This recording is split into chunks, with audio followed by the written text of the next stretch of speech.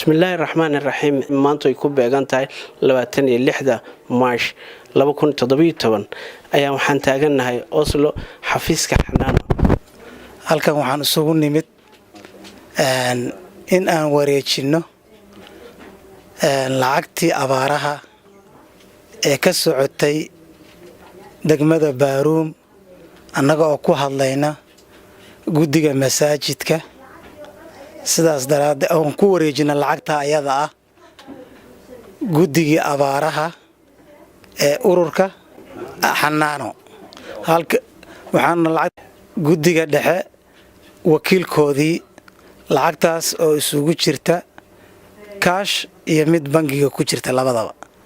haddana waxaan ku wareejinayaa Axmed Cawad gudoomiyaha guddiga dhexe ee abaaraha lacag cash ah oo dhan 56,217 anigoo ah Maxamed Cabdi Bulxan iyo lacagta bangiga ku jirtoon hadda ku wareejinayna ayadana oo dhan 18,300 oo karoon. lacagta totalkeeda wuxuu isku noqonayaa 74,517 karoon. wabillahi tawfiiq. gudoon wacan.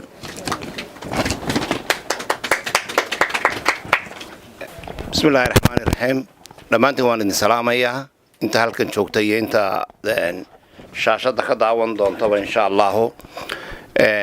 anigoo ah gudoomiyaha guddida isxil saartay ee ururinaysa lacagaha abaaraha kana danqatay dhibaatadii aynu abaar soo gaarsiisay dadkeena, waxaan degmada Baaruum ka gudoomay lacag kaasha oo dhan 56,217 karoone. 18,300 waxaa lagu wareejiyay maxaan dhahdaa xisaabtii ama account-kii abaaraha ee lacagta ku soo urureysay. totalku waxay noqonaysaa ay reer Baaruum ilaa hadda kaga qayb qaateen abaaraha 74,517 karoone. lacagtaasi waa lacag badan maasha Allah.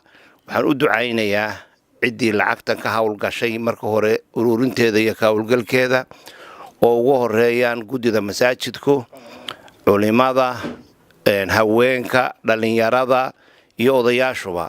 aad iyo aad baan idinku mahadnaqaynaa. ilaahay baan ka baryaynaa inuu Ilaahay miisaanka xasanaadka idinku daro. Baaruum waa la ogaan doonaa, awalna waa la ogaa waxay tahay. aad baad u mahadsantihiin. aad iyo aad baan Ilaahay idinka baryaa inuu idinka tisaa'isiiyo. intaa waxaa dheer waxaan idin ballan qaadaynaa Ilaahay amarkii mooyaane lacagtan inay tagto meesha aad ugu tala gasheen.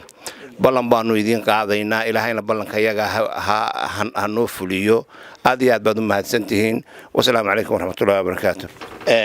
xisaabta guud ee Baaruum ay soo ururisay ee ay ku wareejiyeen guddida waxaa weeyaan 74,517 Norwegian karoone. aad iyo aadna way mahadsan yihiin.